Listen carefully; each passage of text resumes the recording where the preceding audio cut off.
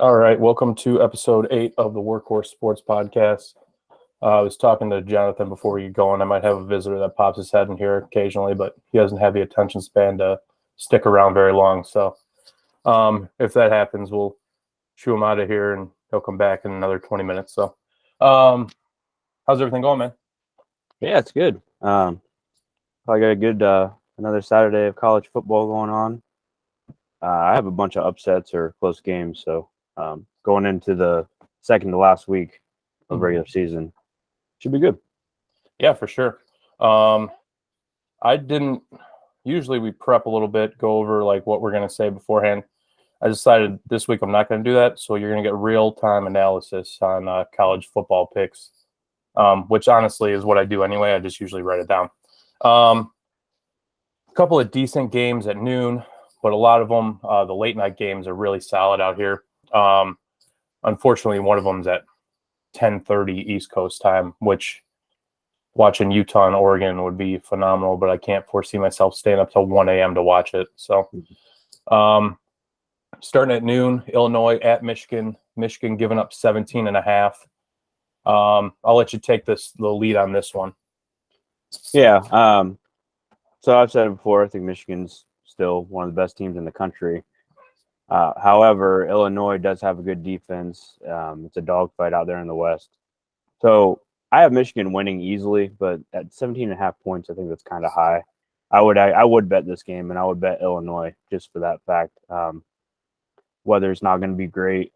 Michigan's going to try to run the ball. Illinois is going to try to run the ball. I think Michigan ends up succeeding, but at 17.5 points, and with the West on the line for Illinois, it's going to be close. I still have Michigan winning, but not by 17.5. Yeah, and I'm going to pull up the weather right now as well. So I was driving yesterday from Grand Rapids, 2 days ago from Grand Rapids to Lansing, and then yesterday Lansing to the Detroit area. The difference in snow levels is massive.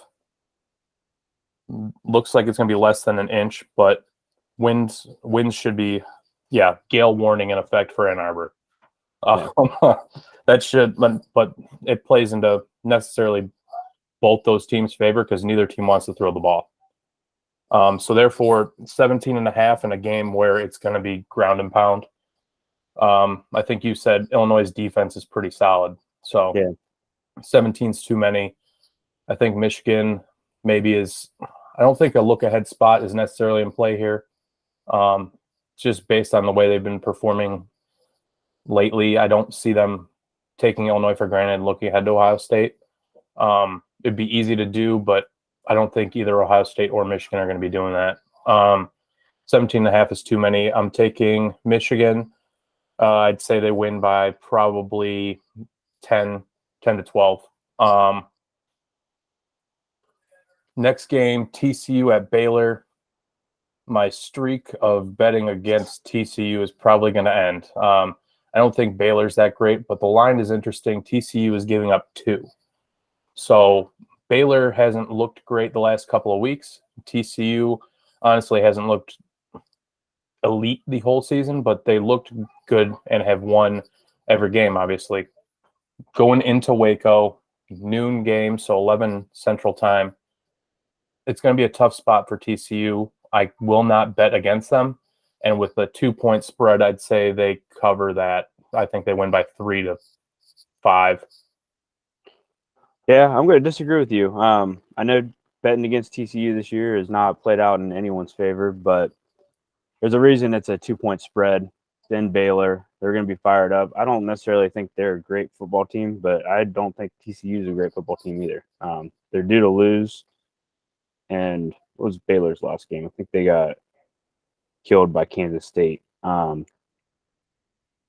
mean, I probably wouldn't bet this, but with a 2-point spread, like somebody knows something out there. It's a rivalry game. Like I said, I don't think TCU is that great, and they're coming off of a tough win last week against Texas. So I think it's going to be low scoring, and I think Baylor has a chance to pull it out. Yeah, I wouldn't disagree with you. Like I said, I just said can't keep doing this anti-TCU thing. I will say Kansas State in the Big 12 championship game, that would be the spot where they would slip up. Kansas State is pretty good. Honestly, if Martinez doesn't get hurt the first game around against him, I think they probably pull that one off. So Kansas State is definitely the second best team in the Big 12 right now, but there's a good chunk of teams up there, and I think Baylor's in that group, so they can definitely pull that game off.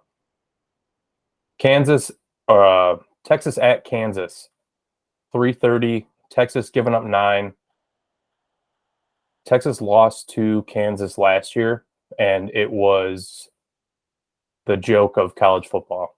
I don't see Texas going in there again and not winning.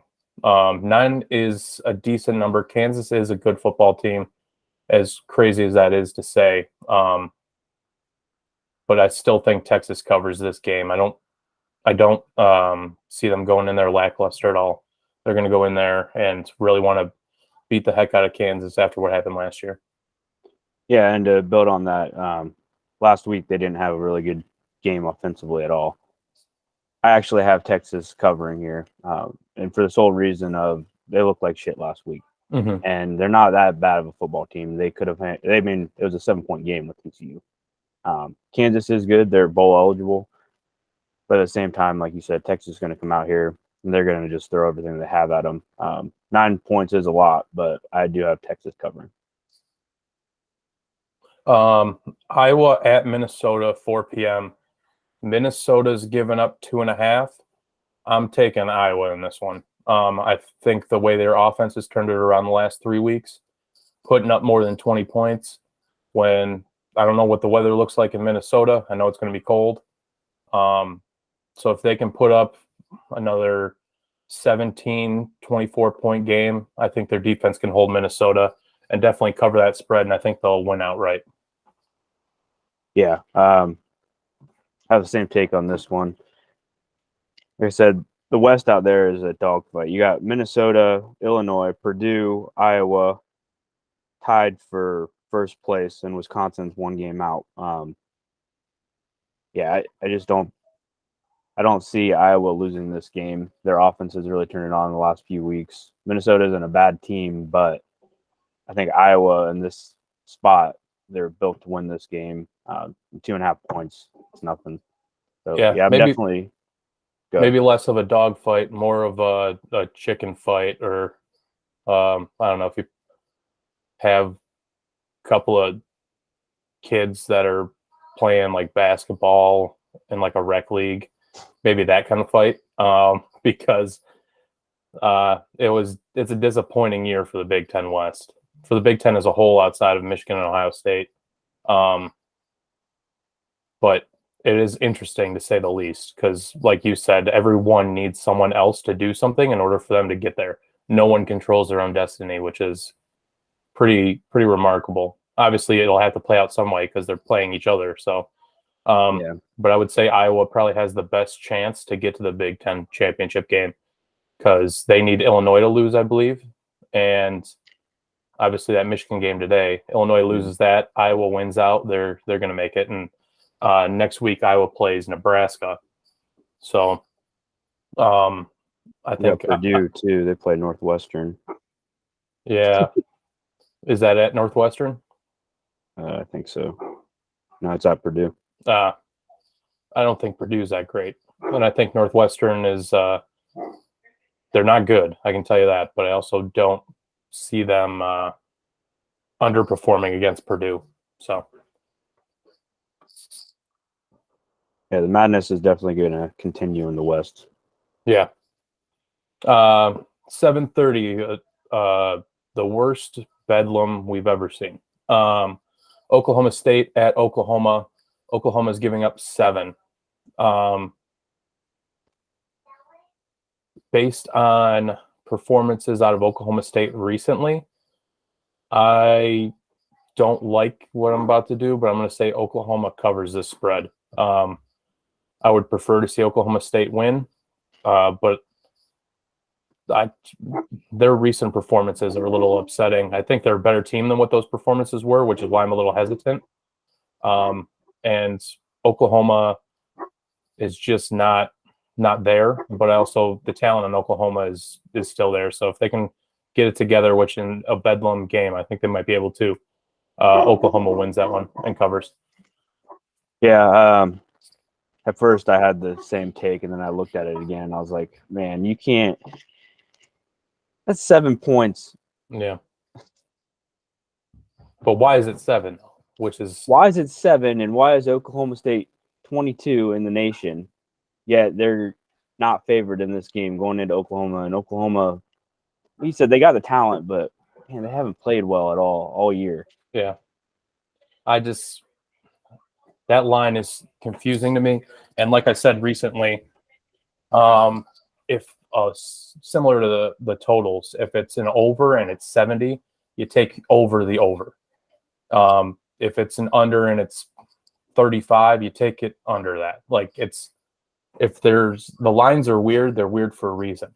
And someone knows something. I think when you look at a game that we'll talk about in a minute, that Utah and Oregon game, we'll talk about that line, but something's going on there as well. I know what the something is. So if there's interesting lines, you kind of got to ride with them. Yeah, I'm not saying I disagree with you. It's just that'd be hard to bet. No. Yeah, and I don't have any desire to watch that game, so I wouldn't put money on it anyway. USC at UCLA, 8 p.m. USC giving up 2. What do you got for that? No, it's a rivalry. It's in UCLA. Big 12 is madness anyway, or not big. The Pac-12 is madness anyway. I have UCLA winning this game outright. Yeah, I agree. I think that giving up 2 number is based on the ranking and assuming that USC is going to want to make it to the college football playoffs, so they're going to do what they have to do to get by. That's an underestimation of what UCLA is. If UCLA probably had a look-ahead spot last week, losing to Arizona, who the Pac-12 is a solid conference, top to bottom more so than some others. I don't think their top is that high, but I also think their bottom is a little bit better than some of the other conferences. If you look at maybe compared to the Big Ten, if you're taking a Maryland or a Minnesota and you're putting them against a middle of the pack Pac-12 team in right now, it would be that Utah team maybe, or Washington. I think that the Pac-12 is coming out on top in those games. UCLA at home in a Rose Bowl stadium that's going to be a quarter of the way full. No one's going to care. All-time uniform matchup, though, if they go with the light blue versus the red, that's always awesome to see. I like when the teams do that. So, yeah, I got UCLA as well, winning outright, ending the Pac-12's hope of getting to the college football playoff. I think it's already gone anyway. I don't think you're getting a Pac-12 team in the playoff. No, I mean, USC might, if they beat UCLA and then they beat Notre Dame and then they win the Pac-12 championship game against Utah, revenging the loss that they had, they would have a strong case to get there. But that they would still need other situations to happen in order for them to get there. Because what I foresee, I know we talk about this every single week, but it's because it's so massive. Michigan goes into the shoe and loses a close game, they're probably in the playoff. Yeah. So you would have 2 Big Ten teams, and then you have Georgia winning the SEC championship game. It comes down to, I think the committee would put a conference champion in again ahead of Tennessee, because that's kind of what their mantra is. Like, you have to win championships in order to get to the playoff.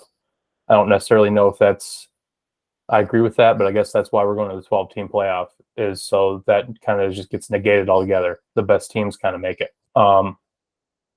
So yeah, I think their shot is probably gone, but USC would have to win out to get there. Yeah, for sure. Last game of the day, 10:30 p.m. Eastern time, Utah at Oregon. Utah is giving up 2 in a night game at Autzen. The reason behind this line is because of Bo Nix potentially being out. but Oregon's backup quarterback is still a 5-star kid who, if they had a week to get him prepared as a starter, that's like, hey, kid, here's your shot. Go beat a pretty solid Pac-12 team under the lights in Oregon. I would still take Utah. I think if Bo Nix was playing, I would still take Utah in this game. I like the way they play. They've had a couple of unfortunate games this year, but I mean, like I said, they beat USC already this year. They can win big games, and I think they have experience that maybe other teams don't have. So, remembering their game last year against Ohio State in the Rose Bowl, that was one of the epic games of the season, and it's due to the fact that Utah is like just a tier below a team like an Ohio State or those guys. I mean, they're not any further down than that. They're right there in terms of programs, and I think they'll show that in Oregon. Yeah, I don't necessarily disagree with you. I did have Oregon winning this game. It's at night. It's at home. Stadium will be rocking. Mm-hmm. You said both teams are pretty good. They're pretty even, actually. I mean, they're both really solid Pac-12 teams. 2 points is basically a pick 'em at home. I'm taking Oregon. Yep, that's fair. So that's what we got for college football today. We'll get this pod out there before kicks at noon, using a different platform than usual, so it takes a little longer for this stuff to upload. But yeah, we'll get it out there before noon, so that way you can hopefully get a chance to listen before these games get to halftime, if not before that. So moving on to the NFL Sunday slate. Some of these games are solid. We'll roll with the ones that I think are the most interesting. Some of them are not that great. But there are some storylines here. Starting off with the Jets at the Patriots. 1 p.m. New England's given up 3.5. I forget what year it was, but it's been, I think maybe 7 or 8 years since the Jets have beaten the Patriots, and definitely at Gillette Stadium. That just doesn't happen. New England's given up 3.5. I am going to take the Jets to cover, and I'm glad I don't have to pick whether they are going to win the game outright or not. But I think 3.5 is a number, you're just above that football number. So can the Jets lose by 3? I think they can. I think they can win the game outright, honestly, but I wouldn't take that. But I'll take the points in that game for sure. Yeah. Like you said, they haven't beat the Patriots away in a very long time. However, the Jets are a different team this year. They're one of the better teams in the AFC, I think. I have the Jets winning, at least taking the points, like you said, 3.5 points. But if they could win today, they would take over first place in the AFC East. I think they already lost previously to the Jets a few weeks ago, didn't they? Maybe. I don't remember that. I remember the game. It was 22-17. Okay, so that timeline was the last time they won at Gillette Stadium or whatever they had before Gillette Stadium, because, yeah, that's very rare for that to occur. And then, like we said last week, too, that AFC East, as of right now, every team would be in the playoffs. Yeah. So they're going to beat up each other pretty good here. But if the Jets beat the Patriots, I think that might be not necessarily the nail in the coffin for the Patriots, but that puts them behind the 8 ball in terms of the wild card and definitely the division. Yeah, for sure. Yeah, in that Patriots game previously, too, the Jets lost 22-17. So it's going to be a close game, 3.5 points. I like the Jets in this one. Browns at Bills at Ford Field at 1 p.m. I snagged my ticket the other day, $10. Going to be an interesting game because it's indoors, so that benefits, I'd say, the Bills probably, just based on their offense and Josh Allen. But I want to say there's going to be a decent amount of Browns fans at this game. Obviously more than there would be if the game was at Buffalo, but with it being a neutral game, there's a lot of ex-Ohioans that live in the Detroit area. It's easy to not be a Lions fan, so they just retain their Browns fandom, and I think there's going to be maybe half and half Browns and Bills fans at that game. Buffalo's given up 8. I would take the points in that. That's just too many. I don't Do I think the Bills or Browns are going to win? I do not. I think the Bills bounce back, which makes me worried. But like yet again, as in the other game, it's above that football number of 7. So if it's going to be 8, I think maybe you push on this, or they end up winning by about 7. So I'm taking the the Browns getting the points. Yeah, same way. 8 points is too much. Last minute change going to Detroit. Like you said, there's going to be a lot of Browns fans. It's only a couple. I don't even know how long. It's only a couple hours, I think, to Detroit. Probably 3, maybe. Anyway, it's not that far. The Browns have been in close games. They always find a way to lose, but yeah, Josh Allen. Hopefully, he doesn't come out here and just light up the scoreboard like we know he can. But being in Detroit and knowing the Browns need a win to even have a chance at anything. Yeah, I'm taking the Browns with the points. I don't think they'll win, but 8 points is too much. Yeah, for sure. I'll let you lead off this one. Your Bengals at the Steelers at 4:30. Cincinnati has given up 4. Yeah.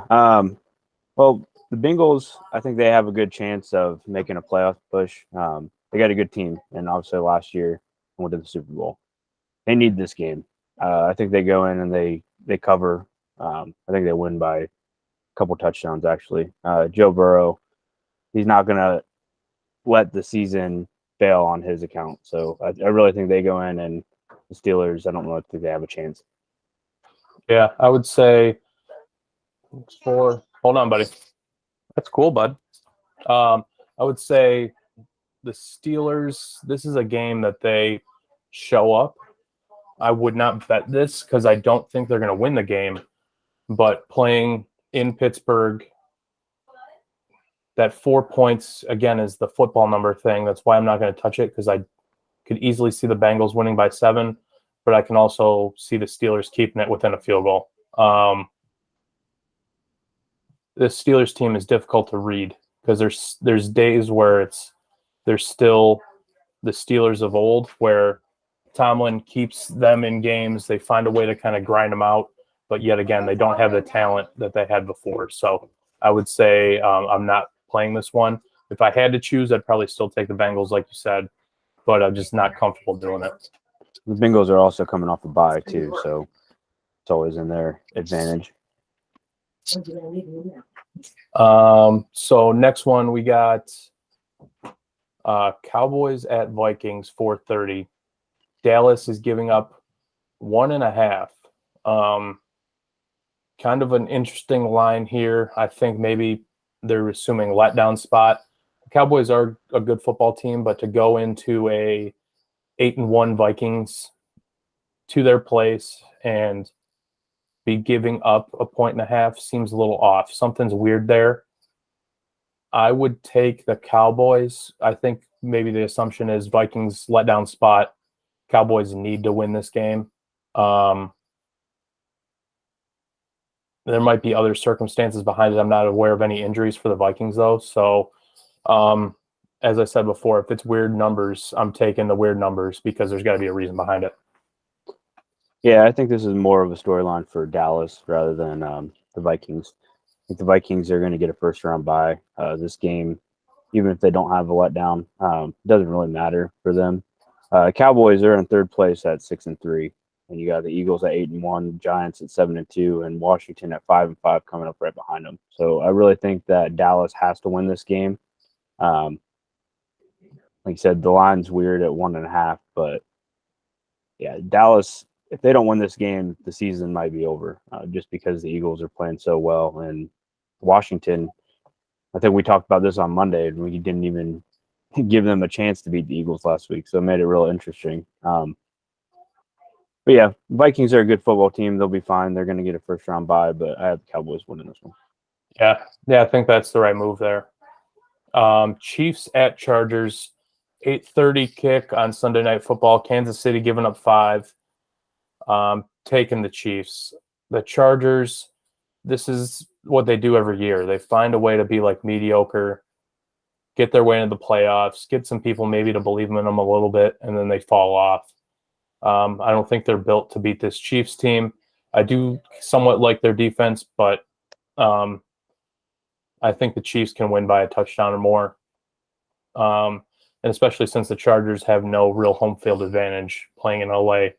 They don't have a fan base in that city. So kind of unfortunate. I wish they would have remained in San Diego, but the Chiefs will head in there and get the job done.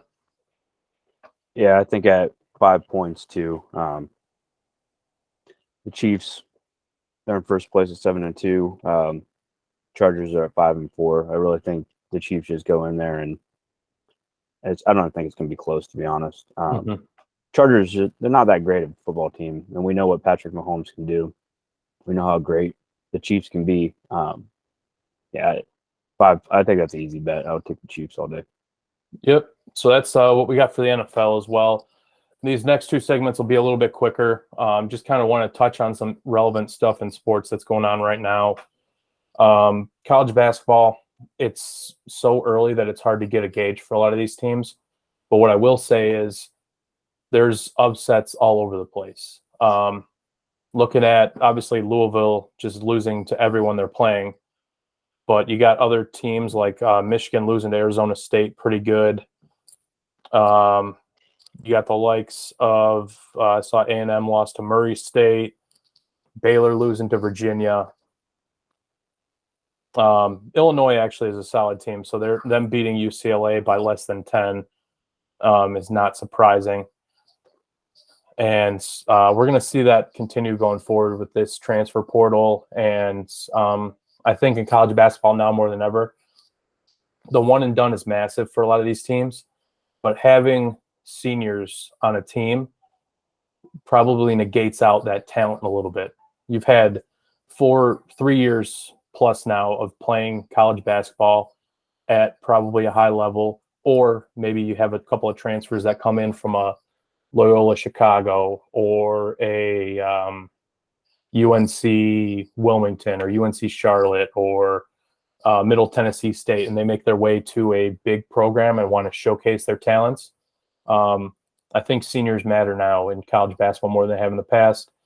Don't get me wrong, having a one and done kid that's just elite, like obviously we saw it as Zion Williamson or someone like that. Yeah, that matters. But having these experienced players is going to really pay dividends for a lot of these teams, especially in tournament-like situations, which is what 90% of college basketball fans look forward to is just March. Not that these games don't matter. Building a resume matters, but March, seniors really come into play there. Yeah, I agree. College basketball is shaping into it's interesting because, like you said, you have the elite players that are one and done or 2 years or something. Then you got people like Zed Key for Ohio State, who's been there for a few years, and he's the best player on the team right now. And for Ohio State to make a push and do well in the Big Ten, you need players like that. Mm-hmm. So, yeah, the transfer portal, it just adds another dynamic to it. But like you said, seniors, they definitely make a difference in college basketball. Yeah, for sure. And then another thing, just this upcoming week, we have a lot of those conference season tournaments going on. Big one happening out west. That Phil Knight Invitational starts on Thanksgiving. If you're looking for marquee matchups, that'll be the one to kind of hone in on. North Carolina, Oregon, Duke, UConn, Alabama, Gonzaga, Michigan State, among other teams out there. You're guaranteed to get 3 games. I know, for instance, I think UConn and Gonzaga line up against each other. State and Alabama line up against each other. And then the next round game would be, like a Michigan State and a UConn, or you got the potential for a Duke UNC meeting in that tournament. You have the potential for UConn and to really showcase that they're better than what their ranking is right now, because I think they are a solid basketball team.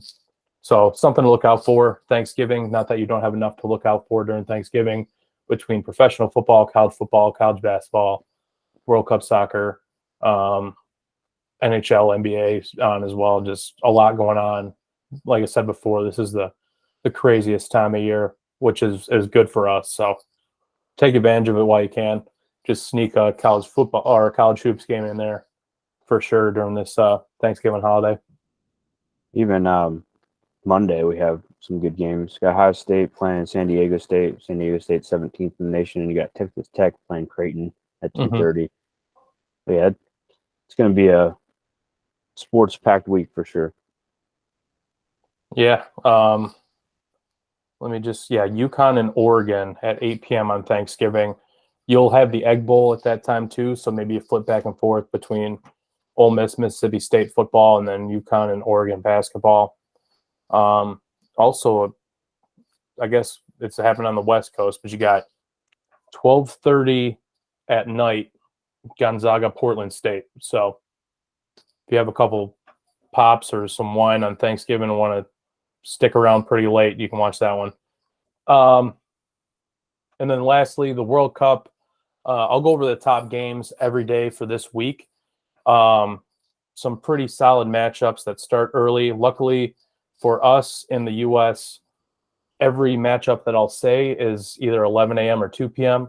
There are some solid matchups that are like 8 a.m. or 5 a.m. too, but when I was looking through these matches, the best ones were closer to a timeline that is beneficial to us here in the States. So Sunday opening game, there's no other option. There's just one game. They always do that every year. The host country, Qatar, Ecuador, 11 a.m.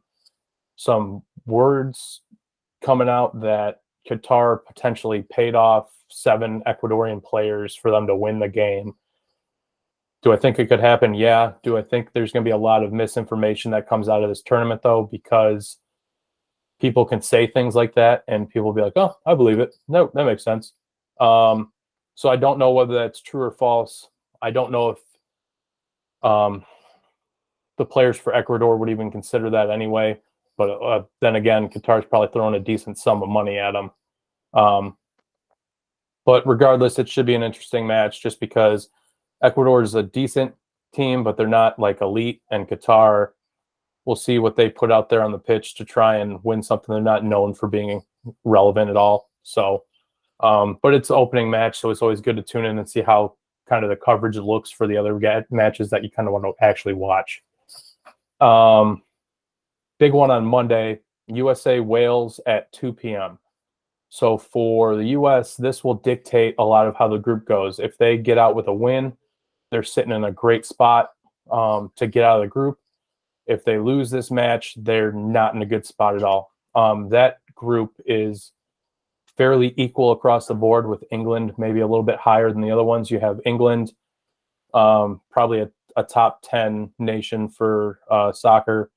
U.S., Wales, and Iran are all right there, like in the top 20, though.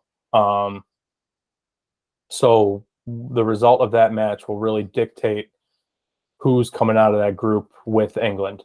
Do you have anywhere in Columbus that's really like a soccer pub or anything like that where people can get there and watch those matches? Yeah, downtown around the Arena District, there's a lot of Crew supporters, a lot of Crew bars, pretty much all the bars around there, around the stadium. It's all soccer bars. So I think it's a brewery. There's a brewery too that does soccer games. Yeah, if you, I'll let Give me you one look, second. Yeah, I'll look for it. I'll let you look that one up. If you're in the Michigan area, I know where the West Side, if you're looking for somewhere to go to watch, definitely Speakeasy Lounge. They're open for EPL matches at like 7 a.m. Official American Outlaws bar for Grand Rapids.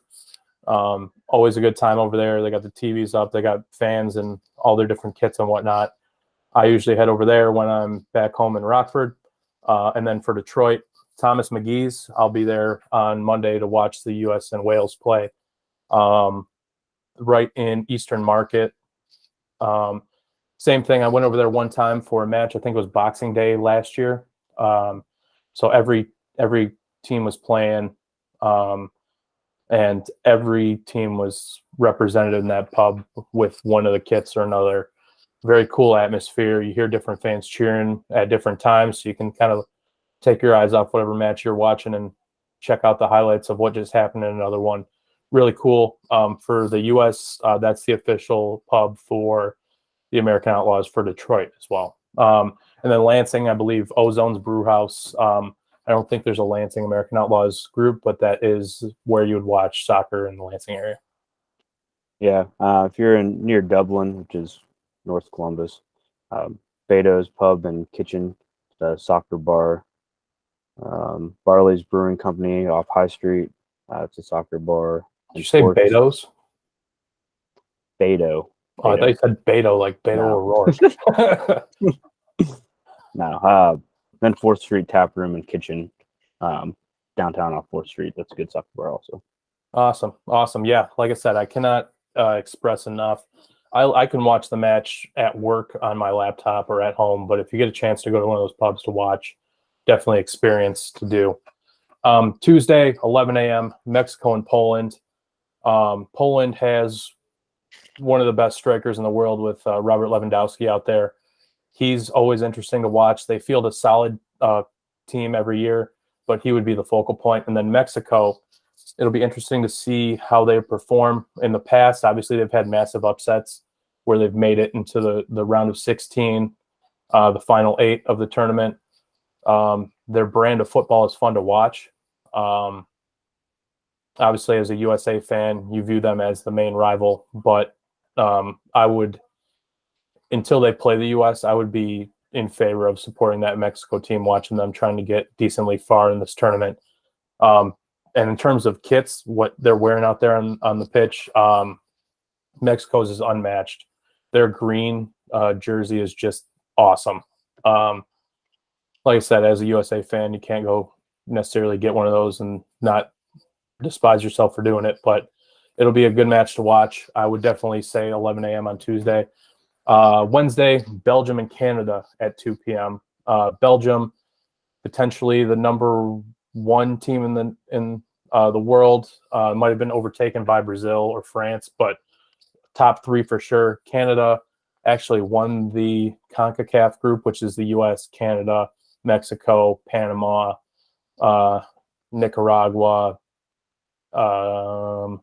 Haiti, Jamaica, among others. But Canada won that. Davis is their main guy to look out for in that. He's actually American born, but plays for Canada. Very solid team as well. Thursday, Brazil and Serbia. Brazil, one of my favorites to win the tournament. Serbia always goes out there and plays tough. Player to watch for Serbia would be Mitrovic. He is the striker for Fulham, very good player. Brazil, you have players from all over the Premier League. Gabriel Jesus from Arsenal. You have Richarlison from Tottenham, among other great players for Brazil. So definitely be on the lookout for that. 2 p.m. Friday, massive one, Black Friday. Luckily for all you losers that go out there and fight at Best Buy at 6 a.m., you can make it back for 2 p.m. to watch England and USA. USA team has talent that can get the job done. I don't think they will, because England is England and they have some of the best players in the world. But that matchup is just maybe a rivalry that the U.S. takes a little more seriously than England, but I think still historically one of the biggest upsets in world history was the USA beating England in the World Cup previously. So that would be an interesting one, and as a USA fan, that's just the match you want to see. If the U.S. can squeak out a draw, that would feel like a win, because if you look at that England roster, it's not as great as England rosters of past, but it's still like just elite player after elite player. So yeah, 2 p.m. for that one. Saturday, France, Denmark, 11 a.m. Denmark's better than what maybe they get credit for. France is yet again one of the top 3 countries in terms of soccer in the world. And Sunday, Spain and Germany. Neither of these teams are as good as they've been in the past, but they still, talent-wise, are there. So Germany has one of the oldest players and then one of the youngest players in the tournament. Thomas Muller is what feels like 40 years old now, and they have brought up a 17-year-old who I don't even remember his name because he's just that young. I haven't watched a whole lot of under 21 soccer for Germany, but if he's getting brought up at 17, then he's probably something. Spain lost a lot of big names they've had in the past, but they're still Spain. They still play that very strategic brand of soccer. So 2 p.m. for that one as well. Definitely watch out for those. Yeah, World Cup is one of those events that every 4 years comes around, and hopefully we get some more people in the U.S. to kind of hop on board with this because it's a very fun event. And good thing for soccer is it's 90 minutes, and like the game will be over in 2 hours. If you have a 2 p.m. kick by 4 p.m., you're done. There is no like carrying over. Whereas, if you're a baseball fan or even some of these football games, you can't really, 1 p.m. NFL kick, you don't know if it's going to be done by 4. Could be done at 3, could be done at 5. It just, you never know. So, yeah, do you have anything to add on there for any of the World Cup action going on? No, it's just going to be great to get the World Cup. Whenever you have World Cup, it comes every 4 years or something. So yeah, it's a great tournament. It'll be fun to watch. Luckily, like you said, we have a lot of games that we can watch. 11 o'clock, 2 p.m. games, and I'm really looking forward to that USA England game on Friday. Yeah, for sure. Hopefully, I know everyone has different work requirements, but if you can sneak either a chance to watch that game or if you have the day off or whatever, definitely something to do. Other than that, for that Friday, I know high school football in Michigan is going on. There's some college games going on, but definitely not as jam-packed as Thanksgiving Day is for sure. So, yeah, looking forward to that. So we're at our normal timeline. Had a decent amount of games to go over between college football, NFL, college basketball, World Cup. Do you have anything to add for this one? No, just like I said earlier, it's the second to last week of regular season for college football. It'll be interesting. There's a lot of weird spreads this week, so they know something we don't know, or you might get a team that's looking ahead for next week. Like I said, I don't think Ohio State or Michigan will do that. Maryland's a decent football team, and Illinois, we know who Illinois is. But no, it'll be interesting. Let's see what happens in the West, because it's going to come down to madness next week. Yeah, for sure. I think if you're Iowa, like I said, I think they're in the driver's seat as long as they get the job done today. Because if Illinois beats Michigan, then I'll take that. And the West I don't care what happens in the West. If they can knock out Michigan, that would be amazing. Then have Ohio State just pound them the next week, and then they can go talk about how great their season was, even though they lost the only 2 teams that were worth the damn all year. So, but yeah, I'm looking forward to the games today. If you can, like I say, always like, subscribe, follow, comment on YouTube, read the blogs. I was a little lackluster with the blogs this week. We'll pick that up again. We'll add this podcast today. I'll add a vlog tomorrow instead of the normal like Sunday podcast that was usually a little longer. Glad we got to do this today though. So appreciate you stopping in and doing this again, Jonathan. I think we're doing pretty good with this. Hopefully people are enjoying it. Yeah, for sure. I'm enjoying it. Next week's going to be a little weird with the holidays, but I know I'll be in North Carolina. But I plan on bringing the laptop, so if we get time to do this again, then possibly have a new location down in North Carolina next week. Oh, yeah. Yeah, I'm in Metro Detroit right now. I got a new location, the kids' bedroom, because everyone else in this house has something going on in the living room or the basement or any other room in the house. So, yeah, we'll find a way to make it work. Just might be unconventional times for us, but we always post these, so it'll pop up on Facebook or Twitter if you follow us on there. And then if you just hop on the website occasionally, we always post the blogs on the website, or I'm sorry, the podcasts on the website as soon as we get the capacity to do so. So definitely be on the lookout for those as well. So yeah, man, thanks again. And like I said, hopefully everyone enjoys this. Yep. Thanks, man.